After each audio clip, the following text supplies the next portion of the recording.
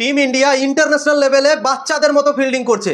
কি হচ্ছে ভাই, 6টা ক্যাচ ছেড়ে দিয়েছে টিম ইন্ডিয়া। ইন্ডিয়া আর ইংল্যান্ডের মধ্যে যে প্রথম ইনিংস চলছে ইংল্যান্ডের, সেই ইনিংসে ভারত প্রথমে ব্যাটিং করে 471 রান করলো এবং জবাবে যখন ইংল্যান্ড ব্যাটিং করতে নামলো তখন শুরু থেকেই ক্যাচ ছেড়ে যাচ্ছে, একের পর এক ক্যাচ ড্রপ করেই যাচ্ছে ভারতীয় দল।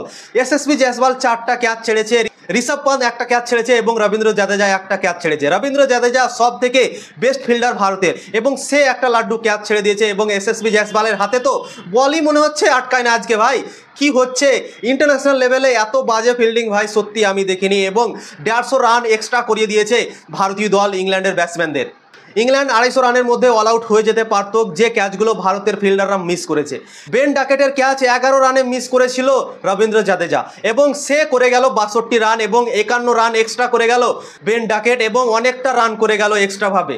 তারপর অলি পোপ 60 রানে ব্যাটিং করছিল এবং জসপ্রীত বুমরার বলে এসএসবি জয়সওয়াল লাড্ডু ক্যাচ ছেড়ে দেয় এবং সে 106 রান করে এবং ক্যাচ ছাড়ার জন্য 46 রান এক্সট্রা করে নেয় অলি পোপ, দিয়ে 106 রানে আউট হয়। তারপর হ্যারি ব্রুক ব্যাটিং করতে নেমেছিল এবং 0 রানই আউট হয়ে গেছিল এবং সেই বলটা নো বল হয়ে গেছিল জসপ্রীত বুমরার বলে এবং সে আউট হয়নি। তারপর যখন 46 রানে ব্যাটিং করছিল হ্যারি ব্রুক তখন ঋষভ পান্ত একটা ক্যাচ ছেড়ে দিয়েছিল, সেই ক্যাচটা ড্রপ হয়ে গেল এবং জীবন দান পেয়ে গেল দ্বিতীয়বার হ্যারি ব্রুক। তারপর যখন 80 রানে ব্যাটিং করছিল হ্যারি ব্রুক তখনও একটা এসএসবি জয়সওয়াল লাড্ডু ক্যাচ ছেড়ে দিল, সেটাও আবার জসপ্রীত বুমরার বলই ছিল। তো হ্যারি ব্রুকের মতো একটা ব্যাটসম্যানকে যে তাবড়তোড় ক্রিকেট খেলে তাকে যদি আপনারা 3টে চান্স দেন তাহলে তো সে রান করবি, দিয়ে 99 রান মতো এক্সট্রা করে নিল।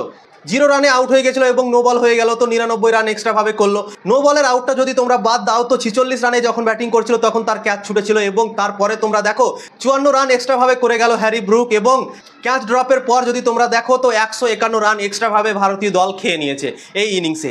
তো তোমরা ভাবতে পারছো ভারতের ফিল্ডাররা কি ফিল্ডিং করলো আমি বুঝতেই পারছি না, বাচ্চাদের মতো ফিল্ডিং করলো। এত খারাপ ফিল্ডিং, এত বাজে ফিল্ডিং আমি সত্যি টিম ইন্ডিয়ার কোনোদিনও দেখিনি। এত সুন্দর একটা স্কোর করলো, 471 রান করলো এবং ইংল্যান্ড দলকে হারাবার মতো সুযোগে চলে এসেছিল টিম ইন্ডিয়া এবং এত বাজে ফিল্ডিংয়ের জন্য ইংল্যান্ড সেই রানটাকে সোজ করে দিল। 471-এর পাশাপাশি পৌঁছে গেছে এখন আমি এই যখন ভিডিওটা বানাচ্ছি তখন।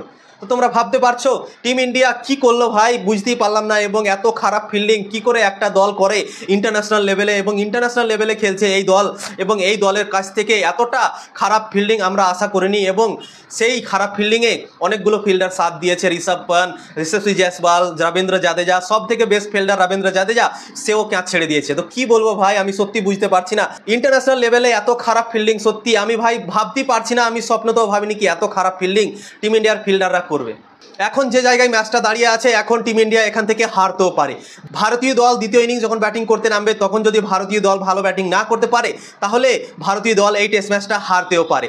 প্রথম দিনের খেলা শেষে মনে হচ্ছিল ভারত এই টেস্ট ম্যাচটা জিতবে, দ্বিতীয় দিনের খেলা শেষে ইংল্যান্ড কামব্যাক করলো এবং তৃতীয় দিনও অসাধারণ দুর্দান্ত তারা ব্যাটিং করছে এবং দ্বিতীয় দিনের মতো তৃতীয় দিনও কিছু বদলালো না, ভারতের ফিল্ডাররা একের পর এক ক্যাচ ড্রপ করেই যাচ্ছে।